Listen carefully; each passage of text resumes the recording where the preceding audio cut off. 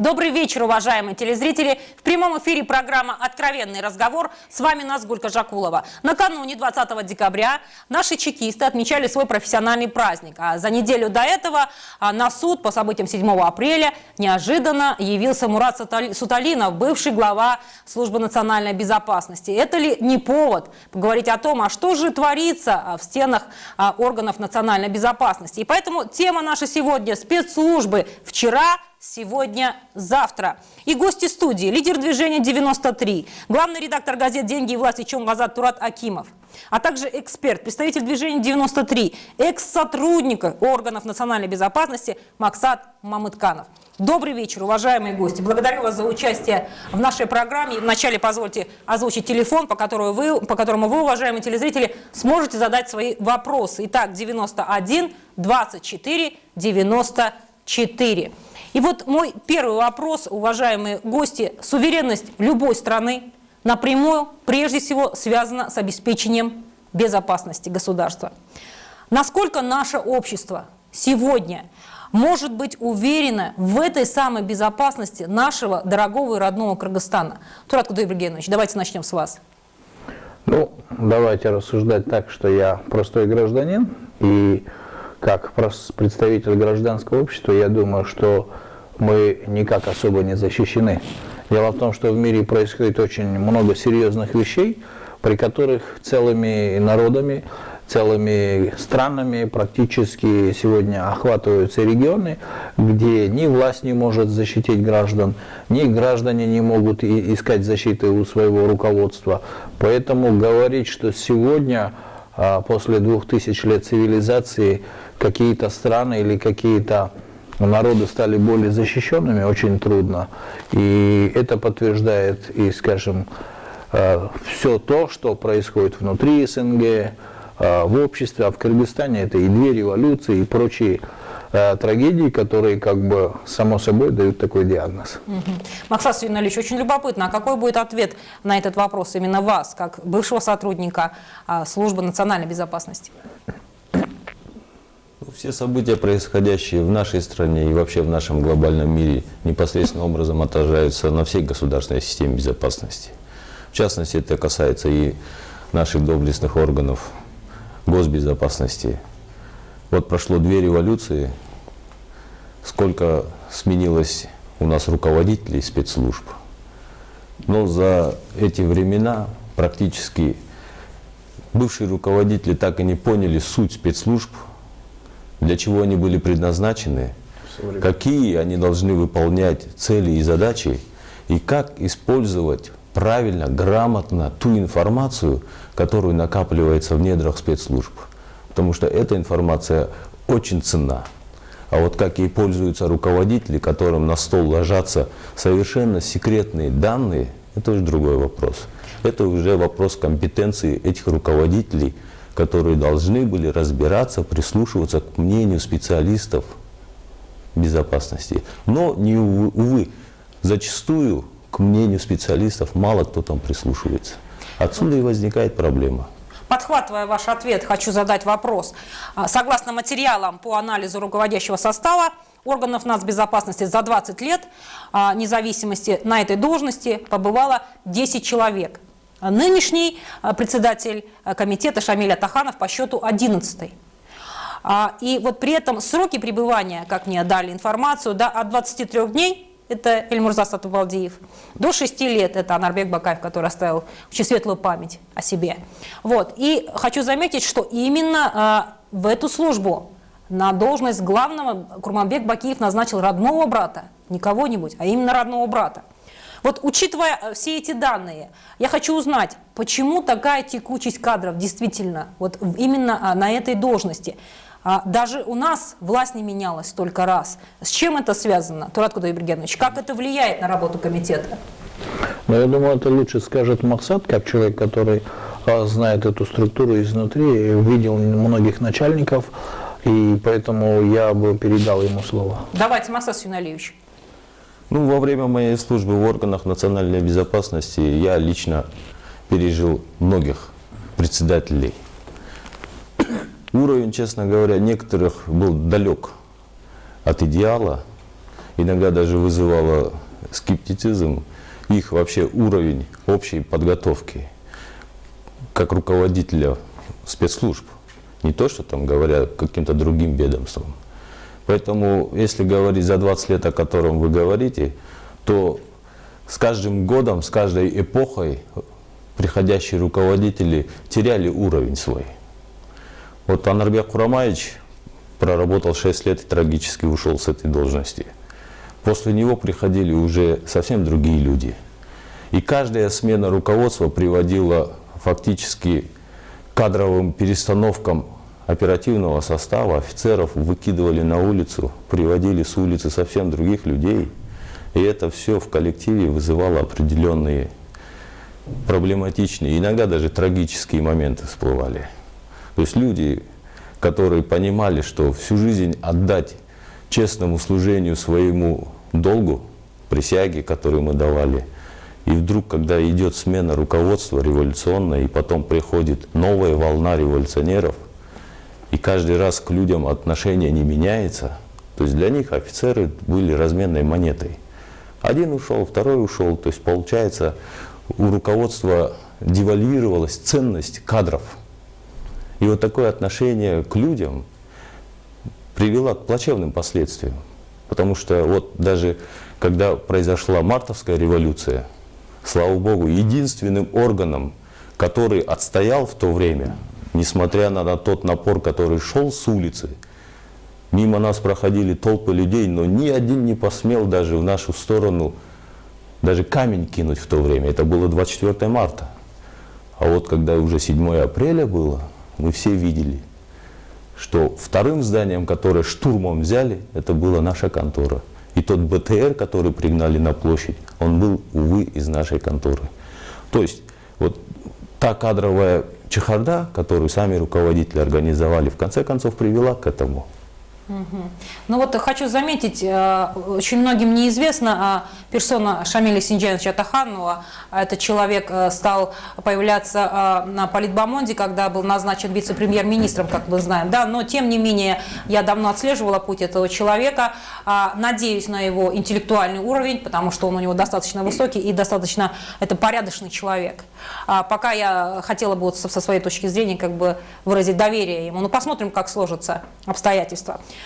Еще следующий вопрос у меня, вот перефразирую классика знаменитого Гоголя, да, скажу, что все мы вышли из шинели Советского Союза все-таки. Вот, и я понимаю, естественно, нам не нужно КГБ, ни в коем случае, потому что мы помним, да, как жили люди, это было подавленное население, которое всего боялось, которые даже боялись говорить о чем-то на кухне и так далее. Этого не надо. Но тем не менее безопасность нам нужна. Я хочу узнать, вот удалось ли нашим органам безопасности найти вот эту золотую середину и обеспечить интересы государства именно в плане защиты? Турат Кудайбергенович. Но я думаю, на самом деле мы не должны забывать, что создателем КГБ были потенциально зэки. Тот же Сталин, тот же Ленин, тот же Дзержинский – это люди, отсидевшие в нескольких этапах. И говорить о том, что они могли построить серьезную структуру, позволяет только их опыт зэков, которые сидели, знали изнутри всю работу, как воздействовать психологически, физически. Поэтому создали такую школу, как НКВД. НКВД со временем стало более человечным, оно стало пребывать как КГБ, у них выработался некий стандарт, и КГБ даже стало лучшей школой внешней разведки в мире. И таковы были вызовы. И говорить о том, что поголовно там происходили преступления, тяжело, потому что время было такое. Время классовых перепадов, когда весь мир занимался холодной войной, СССР пережил очень серьезную, жесткую, самую кровопролитную войну в мире. Естественно, синдром поиска врагов, внешней агрессии, он оставался. И на этом фоне можно сказать, что КГБ были лучшие спецслужбы мира. И его опыт, его был воспринят потом и в Израиле, и в США, и они сами признавались. Другое дело, что трудно ответить за тот период уже, как бы, но вот реально живой опыт Кыргызстана показывает, что спецслужбы со временем просто превратились в ту группу людей или в ту службу, которая больше наблюдала за своими людьми. И в том числе за оппозицией. И вот последние скандалы с прослушкой, когда все население страны прослушивается, об этом кричат на трибуне, когда мир более технологичен, сегодня есть любые возможности. Я участник Баткенской войны, я видел аппараты, которые снимают за 6 километров, я был в Германии в школе по терроризму, мне показывали те бинокли, которые связаны со спутником и показывают, что творится там, где работает спецназ. Поэтому видеть всю эту аппаратуру и понимать, что сегодня человек не под колпаком. Конечно, другое дело, что власть, имея такие легитимные силовые полномочия, может их правильно или неправильно направить. Поэтому Максат здесь прав. Офицеры, состав спецслужб, он деморализован. А это очень страшное слово, когда у людей нету морали. Деморализованы именно, когда люди теряют идейные ориентиры. Они не понимают, что государство это... То есть в нашем Кыргызстане за 20 лет получилось так, что государство это одно понятие, власть это другое понятие. И нету между ними единения. Поэтому трудно, конечно, и больно смотреть за офицеров, которые переживают. Видеть, как потом эта служба превращается в просто, скажем, какую-то в жандармерию обыкновенную. Я, как главный редактор, могу сказать, что наши телефоны прослушивались во время Бакиева. Приходили люди, которые готовы были разбить наши компьютеры, считывали нашу почту. Это неприятно, потому что ты работаешь, но если бы, скажем, этого не было бы нападений на это, на угроз каких-то, я бы, может, был бы и не столь критичным человеком. У нас есть телефонный звонок, давайте выслушаем телезрителя. Добрый вечер, представьтесь, говорите, пожалуйста. Вот. Говорите. Здравствуйте. У меня вопрос первый. Что за движение 93? А второе, я рад видеть Максата, своего сокурсника. Я закончил институт, я его вижу первый раз. Я очень рад, что он жив-здоров. Представьтесь, пожалуйста. Я его однокурсник. Звать не обещан. С параллельным. И вот в газете как-то я слышал раньше, что он в СМБ работает. И как-то в газете я читал, что за измену вроде задерживали Максата то ли Мамурканова, то ли Мамытканова. Угу. Вот у меня телефон отвалил, я не смог с тобой связаться. Я рад, что ты жив-здоров. Благодарим за ваш звонок. Максат Севинович, ну сначала ответьте, пожалуйста, на все подозрения, которые были озвучены. На все подозрения. Вот о том факте, которым сейчас вот мой однокурсник как раз сказал. Я работал в Таласе, меня отправили туда в ссылку после моего очередного громкого дела, которое я расследовал. Я расследовал уголовное дело, связанное с вывозом неприкосновенного запаса урана, который находился у нас на ответхранении в Кыргызстане. После расследования этого громкого дела меня отправили с почетом в Талас отбывать наказание. И вот тогда я, служа в Таласе, мне в кабинет звонят родственники и говорят: про тебя в газете написали, что тебя посадили за измену Родины. Я говорю: я в Таласе работаю, родственники, я живой, здоровый, все нормально. А какая фамилия там? Они говорят: здесь написано Максат Мамырканов. Я говорю: ну, слава Богу. У меня действительно был однофамилец. У нас в фамилии разница в одну букву. Он Мамырканов, а я Мамытканов. А имя одинаковое. И действительно этот сотрудник был привлечен к ответственности за измену родине нашей, Кыргызстану, в пользу одной из спецслужб. Но, правда, стран СНГ. Это понятно. Действительно факт такой был. Но я к этому факту никакого отношения не имею, за исключением схожести моего имени и его фамилии в разнице одной буквы. Спасибо за разъяснение. Турат Кудайбергенович, очень коротко. Зритель спросил, что за движение 93? Если можно, очень коротко. Движение 93 – это общество или движение, или как бы группа неравнодушных граждан своей страны, Кыргызстана, которые ратуют прежде всего за возврат истинной Конституции 93 года, единственной легитимной, которая никем не оспариваемой, которая провозгласила все государственные символы, национальную валюту, независимость, флаг, армию, денежную единицу. Поэтому мы ратуем за возврат этой Конституции на И мы считаем, что Кыргызстан выбился из правового поля, и каждый уже у нас по счету 7-я Конституция пишется, и мы намерены, мы хотим донести народу, что только возврат институтной конституции сохранит суверенность нашей страны, потому что там очень много пунктов, которые сегодня можно понимать как измена конституционному строю, подмена конституционного строя и захват власти неконституционным путем. Да, и эту конституцию писали и принимали люди, которых выбирал народ Кыргызстана. Да, это, я поэтому говорю, это ни с кем не оспариваемая, единственная легитимная конституция Кыргызской республики. Уважаемые гости, у нас сейчас короткая реклама, потом мы вернемся к нашему обсуждению.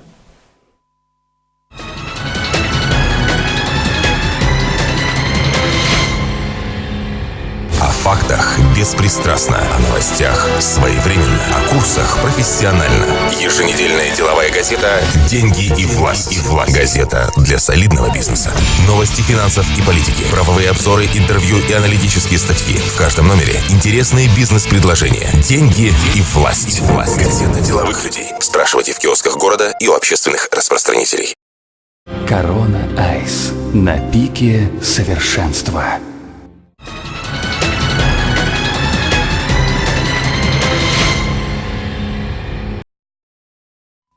Программа «Откровенный разговор» продолжает свою работу. Мы обсуждаем тему спецслужбы «Вчера, сегодня, завтра». У меня следующий вопрос. Каковы будут ваши комментарии как раз-таки по поводу кадровой политики в органах нацбезопасности? Потому что раньше в эту структуру приходили сотрудники, которые для меня все были сплошные штырлицы. Понимаете? То есть это были ребята, которые полны мужества, отваги, которые отдадут свою жизнь за благо народа и Родины. Да? И, конечно же, нельзя было им просто отказать в профессиональности. Была сильнейшая подготовка. Турат Кудайбергенович, вы это отметили. Я хочу узнать, я поняла, что творилось с председательствующим составом, а какие люди приходят в комитет сейчас, именно сотрудники? Максат Сулейманович, что вы скажете? Можно я скажу? Хорошо, давайте. Дело в том, что я журналист, и я ничем не ограничен, и я просто скажу то, что может сказать и говорят люди, и пишем в газетах. Максат, конечно, скажет ту профессиональную часть, насколько эти люди компетентны или что-то еще. Я могу сказать так, что очень много разговоров о том, что спецслужбы Кыргызстана уже деморализованы, в ней нету профессиональной составляющей, набирают кого попало с улицы, говорят о том, что первым испортил эту систему Феликс Кулов, да не обидно ему будет, что когда он привел первых милиционеров, структура очень стала напоминать людей, которые просто потенциально занялись выбиванием шабашек, превратили орган государственной безопасности в некую структуру, которая по всем параметрам действий напоминала больше ментовскую дежурную, ничего больше. Это я могу сказать как человек свободный, как человек-журналист, который общается и с президентами, и с бомжами, и с простыми гражданами. То есть я не утаиваю ту палитру разговоров на эту тему. Поэтому, а вот ее профессиональная часть, это, конечно, лучше Максату. Максат Сулейманович, вам слово. Ну, в идеале в спецслужбы набираются действительно самые лучшие из лучших. Это в идеале. Но в жизни получается совсем иначе. Я не знаю, как стали набирать после того, как я ушел из службы, но в последние годы моей службы, когда это после 24 марта, вот эти 1,5 года, которые я прослужил при власти Бакиевых, мы прекрасно видели, кого стали приводить к нам в органы, кого стали набирать. Когда по указке сверху стали говорить, за 2 дня вот этого мальчика оформите, чтобы он служил именно вот в этом подразделении. Да, были такие случаи. Понятно. У нас получается военная организация, приказ начальников обычно не обсуждается, это запрещено уставом, но когда человек начинает принципиально высказывать свою позицию, это воспринималось совсем по-другому. У нас есть телефонный звонок. Добрый вечер, говорите, пожалуйста, представьтесь и ваш вопрос. Алмаз. Я хотел бы задать вопрос, вот Атаханов, он достоин этого места или нет? Он, по моему соображению, он даже, он пришел с милиции, а когда вот в комитет будут приходить специалисты, ну вот чисто комитетчики, а то оттуда туда приходят люди, как сказать, с улицы. Все берут, короче, с милиции ставят. Мы поняли ваш вопрос. Турат Кудайбергенович, ответьте, пожалуйста. Ну, трудно сказать, каким будет чекистом господин Атаханов, но при всей его, скажем, интеллигентности, при всей его презентабельности, там говорят, что он большой интеллектуал, меня смущает одно: как только этот человек появился на этой должности, бывший начальник этой же службы, господин Мурат Суталинов, вдруг явился как Святой Дух на эту землю. И явился буквально в суд, никем не задержанный, 1,5 года никем не пойманный. И я думаю, существует ли сговор, есть ли договоренность? Почему с приходом этого человека, почему с приходом Атамбаева в президенты появляется Мурат Суталинов? Да, несчастный человек. Я думаю, он даже в самом страшном сне не мечтал, что он возглавит великую службу, а потом окажется в розыске. И те ребята, которые ему вчера отдавали честь, могут ему сегодня скрутить руку и сказать: шеф, ничего личного, только служба. И для меня пока остается загадкой, потому что, ну, все-таки я не знаю Шамиля Атаханова.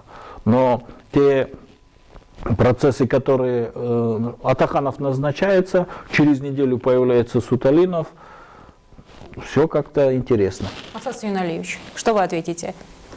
Я этого человека не знаю, я с ним никогда не встречался, поэтому о его профессиональных качествах я не могу судить. Но скажу одно, вот как раз телезритель задал вопрос, почему, когда придут к нам кадровые чекисты. Те кадровые чекисты, о которых он говорит, их уже нет в природе. За эти 20 лет независимости наши государственные органы безопасности не смогли воспитать достойную смену руководителей. Действительно, это факт, так оно и есть. Потому что есть такое понятие «готов служить, но прислуживать». Это совсем разные понятия. Но у нас зачастую эти понятия до того мутировались, что у людей, офицеров, которые приходят иногда, начинается, видите, люди по-разному начинают расти по должностной лестнице. Все пытаются залезть на самые большие верха, с большими погонами сидеть, но при этом начинают забывать о моральной стороне. Вот Турат Байке правильно сказал. В первую очередь, что движет офицерами? Это долг и честь. Присяга, та святая вещь, которой мы всегда присягаем. То есть мы должны принести нашему обществу максимальную пользу и безопасность этому обществу. Но в современном мире это очень тяжело сделать. Почему? Во-первых, государственные органы безопасности должны быть своего рода эталоном чистоты. Но эту чистоту надо каким-то образом поддерживать, культивировать. Например, в советское время в КГБ зарплата была больше, чем у любого партийного сотрудника, функционера. То есть фактически честность и беспристрастность своему долгу оплачивалась железным достойным рублем. Да, но это была элита. Я хочу добавить все-таки к вопросу о Шамиле Синдиановиче Атаханове. Я еще раз подчеркну, наверное, я одна из тех журналистов, которые больше знают об этом человеке. А помимо того, что это интеллектуал и порядочный человек, я хочу напомнить, что в 1991 году, когда были межэтнические столкновения на юге, он работал в Бишкеке, он внес неоценимый вклад для того, чтобы удержать ситуацию в Бишкеке. Вот. И он управлял этим процессом. Это как бы одно, но тем не менее как бы еще момент. Он был назначен Атамбаевым, соответственно, это человек, которому доверяет новый президент. Но как мог поступить еще президент по-другому? Он назначает на эту должность, конечно, того, которому может правильно довериться. Акаев тоже доверял, Бакиев тоже доверял, но, как говорится, оказывается, снайперы уже не помогают, и президенту подчиняется очень много служб, но тем не менее они не способны его защитить.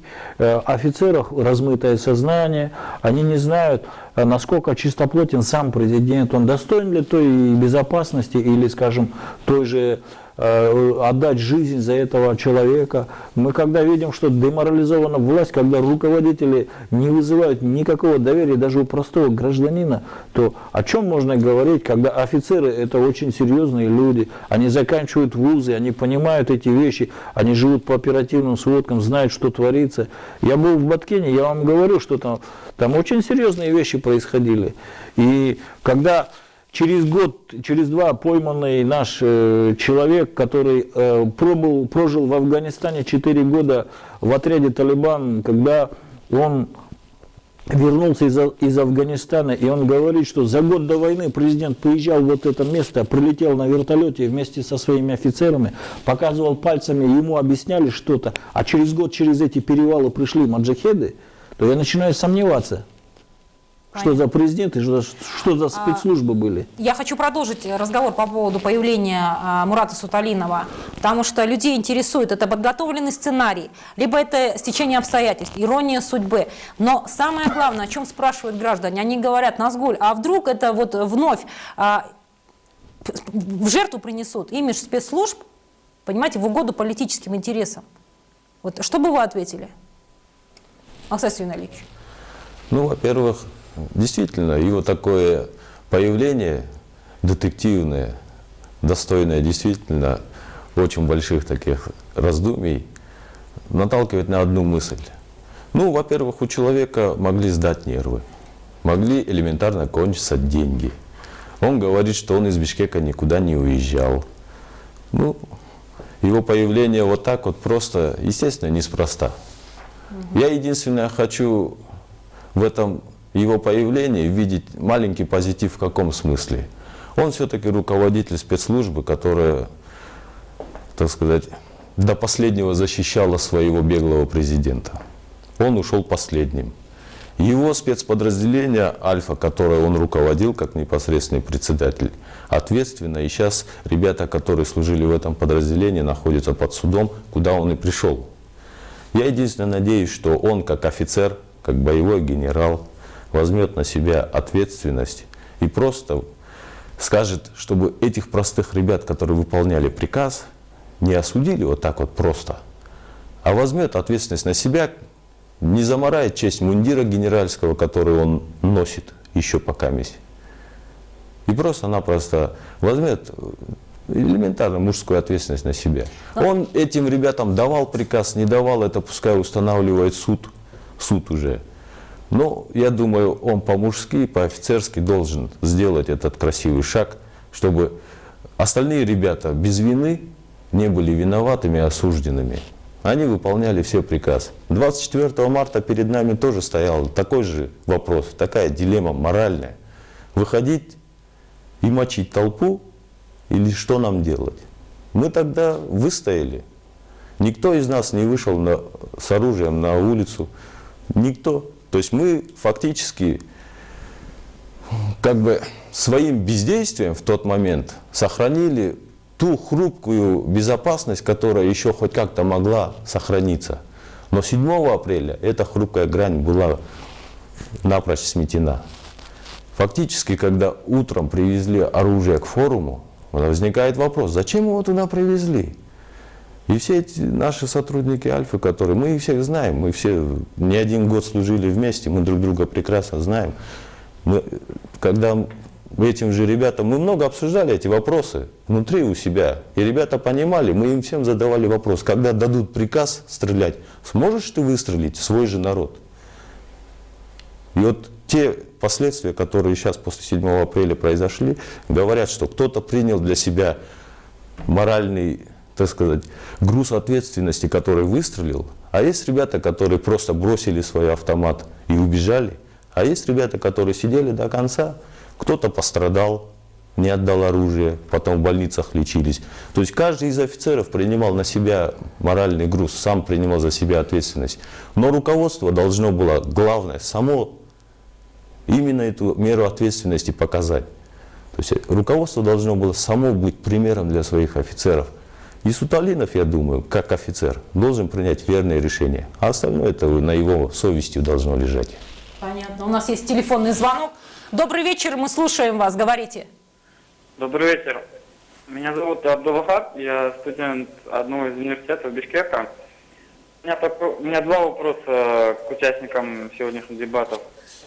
Мой друг учится в Академии ФСБ, и несколько лет назад, когда он поступал туда, его IQ-тест, то есть результат IQ-теста был одним из лучших из тех 10 ребят, которые должны были поступить в год.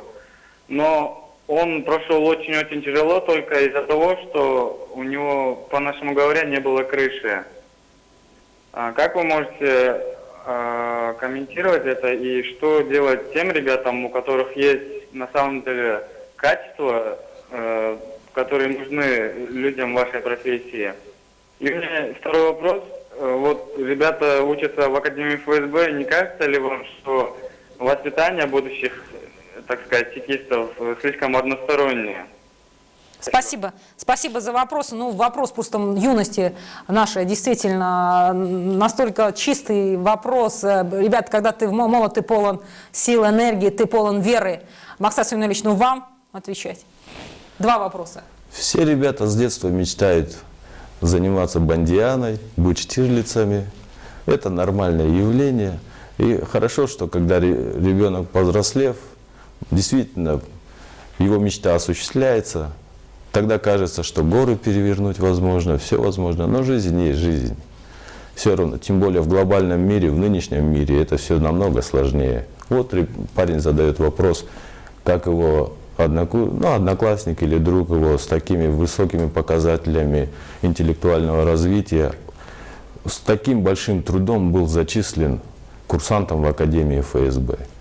Ну, что греха таить? Надо признать, да, в акиевские времена в Академию ФСБ отправляли по приказу сверху, разнарядка. Там не смотрели, какой IQ, подготовлен парень, не подготовлен. Если он нужный родственник, если он человек нужного человека, если там есть за этого парня крыша, или у этой крыши, если еще есть очень хорошая мотивация, ну, грубо, мы же все понимаем, мзда везде берется. Но если тем более нужный человек в нужный момент поможет, все возможно. Вопрос только в другом. Когда ребята, которые прошли такими вот путями в такую элитарную академию, спецслужбу, как они дальше будут служить? Они же прекрасно понимают, что отцу или кому пришлось заплатить. А потом та самая моральная составляющая. Понятно. У меня следующий вопрос. Естественно, данное ведомство прежде всего призвано соблюдать, охранять целостность нашего государства. Но, к сожалению, произошла июньская трагедия. Я просто хочу спросить честно. Я удивлена, я не верю в то, что ни один чекист этого не знал, что готовится такая диверсия. Я не могу просто в это поверить. И хочу спросить, вообще не слишком ли это кощунственно и просто объяснять нам, рядовым гражданам, да, и оправдываться несостоятельностью спецслужб? Турат Кудайбергенович, я вот просто даже не знаю, Максат Семенович, можно задавать этот вопрос или нет. Давайте вы начнете, а Максат Семенович уже определится, будет он на него отвечать или нет. Но мы должны понимать, прежде всего, что данные провокации готовились в очень серьезных местах. И это просчитанная была система, матрица. Мы как-то уже говорили, что под лекало разговора в прямом эфире, записанного и транслируемого по КТР, Максима Бакиева, Джаниша Бакиева, был составлен хороший сценарий, и по нему просто проработали. Кто нанял, как нанял, у кого хватило на это ума, это одно. Другое дело, что, безусловно, наши органы все знали. Это знали даже таксисты, это которые рассказывают, те журналисты, которые мы друг с другом общаемся из США. Все они прекрасно знали. Многие даже предчувствовали, понимаете. Другое дело, что, ведь, понимаете, рядовой сотрудник или кто-то может давать сигналы. Другое дело, как сигналы воспринимаются наверху. Вот и все. Рядовой сотрудник не является лицом, принимающим решения. Лицом, принимающим решения, являются только руководители страны. И на то есть Совет Безопасности, на то есть спецслужбы, на то есть президент, главнокомандующий, вся эта иерархия власти. И если они не могут принять соответствующее решение, то в чем виноват те или иные сотрудники, оперативники, которые работают на местах? Максим Ильич, ваш ответ. Ну, в июньские трагедии в тот период я уже не работал, очень давно уже. Поэтому говорить, какая информация стекалась в центр в Бишкеке, я не могу судить об этом. Но я по своему опыту могу предположить, да, действительно, на местах информация получается из первых уст.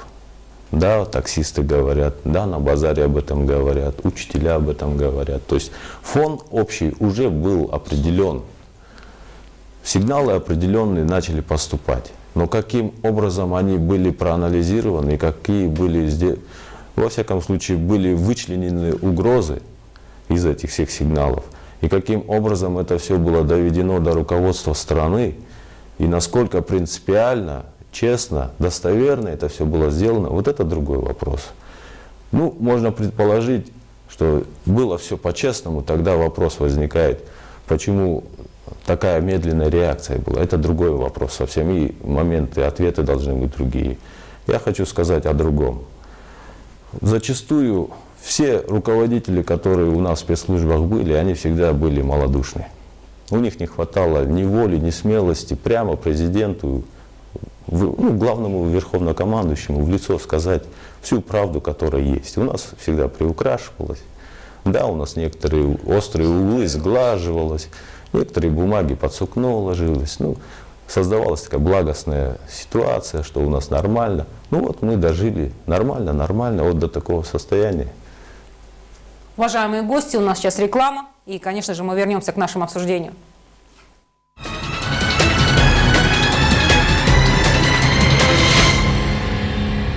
О фактах беспристрастно, о новостях своевременно, о курсах профессионально. Еженедельная деловая газета «Деньги и власть». Газета для солидного бизнеса. Новости финансов и политики, правовые обзоры, интервью и аналитические статьи. В каждом номере интересные бизнес-предложения. «Деньги и власть». Газета деловых людей. Спрашивайте в киосках города и у общественных распространителей. Корона Айс. На пике совершенства.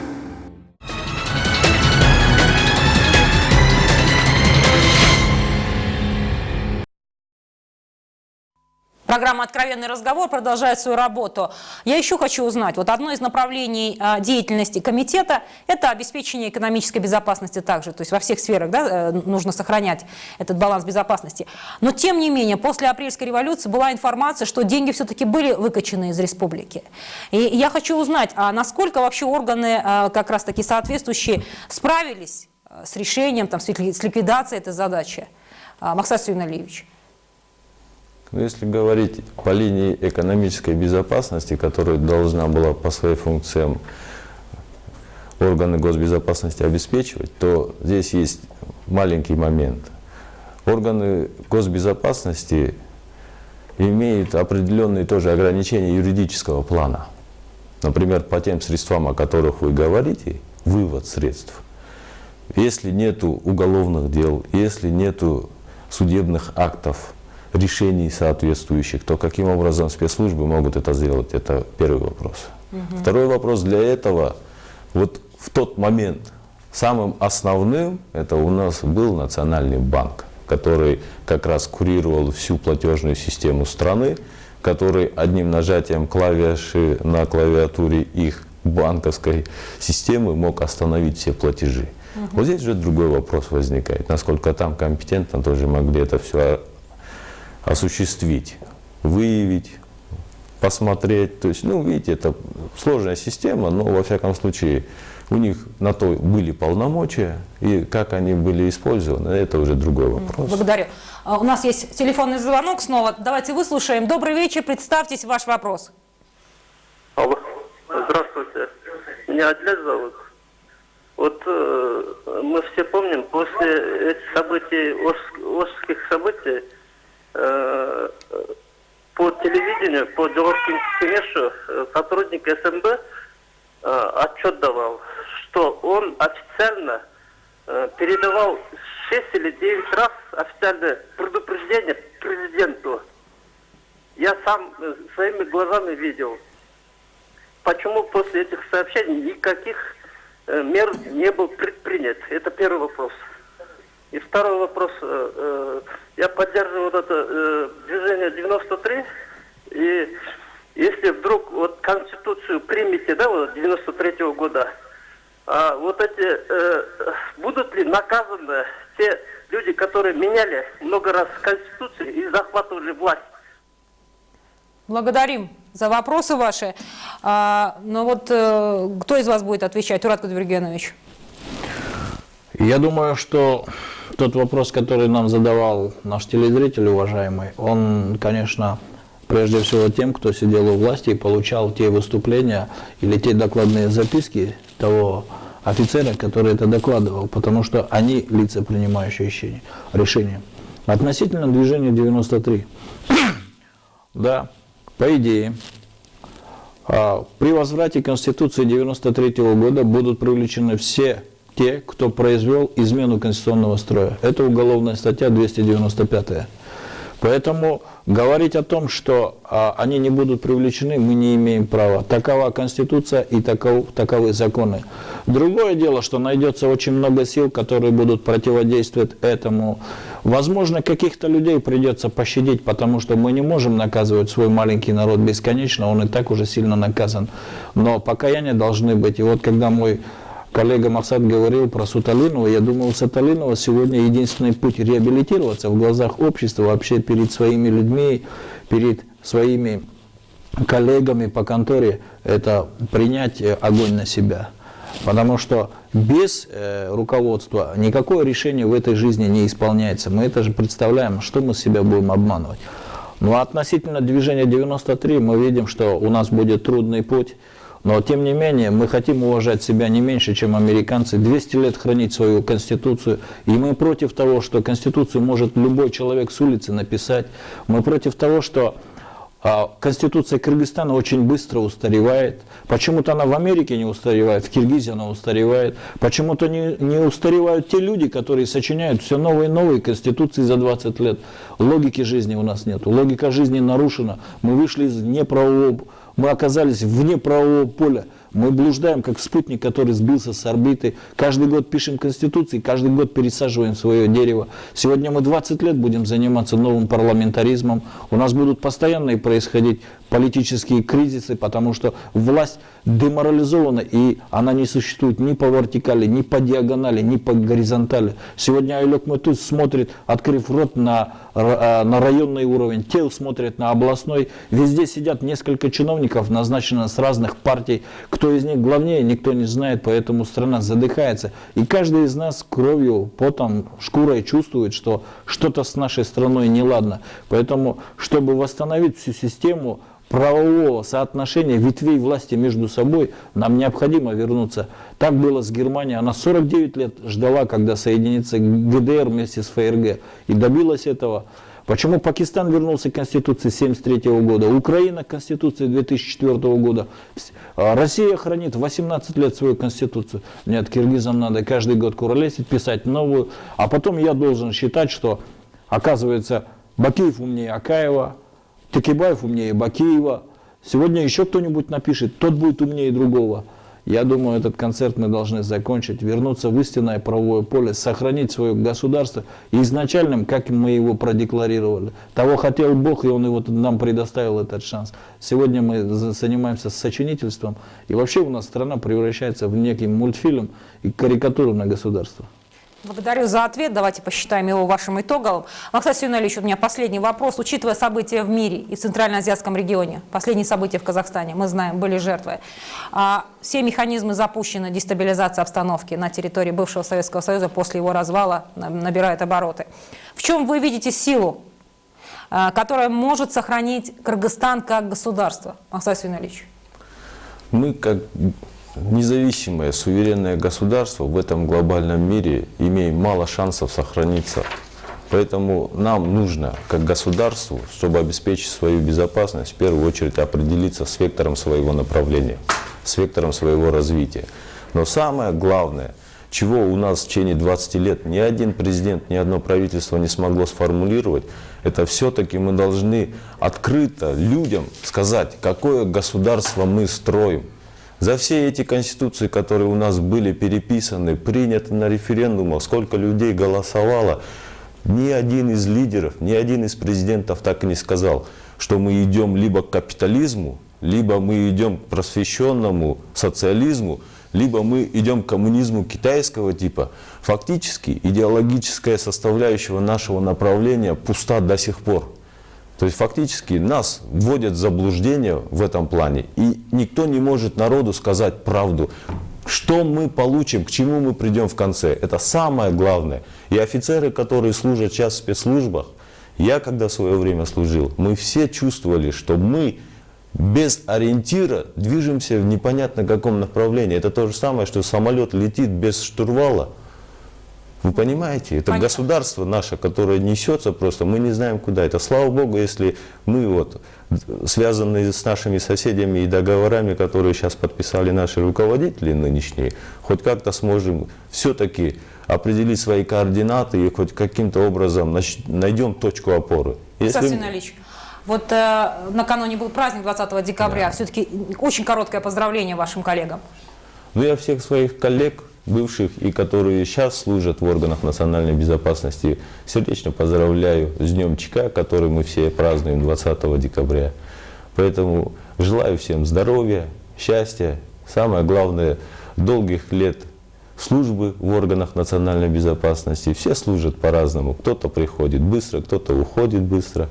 Но есть ребята, которые служат до сих пор. Единственное, я хотел бы пожелать, чтобы их руководители, которые сегодня приходят, побольше заботились именно о сотрудниках и не занимались различными кадровыми перестановками с северян на юг, с юга на север и тому подобными вещами. Благодарю, уважаемые гости, за участие в нашей программе. Это был действительно откровенный, и это был сильный и мощный разговор.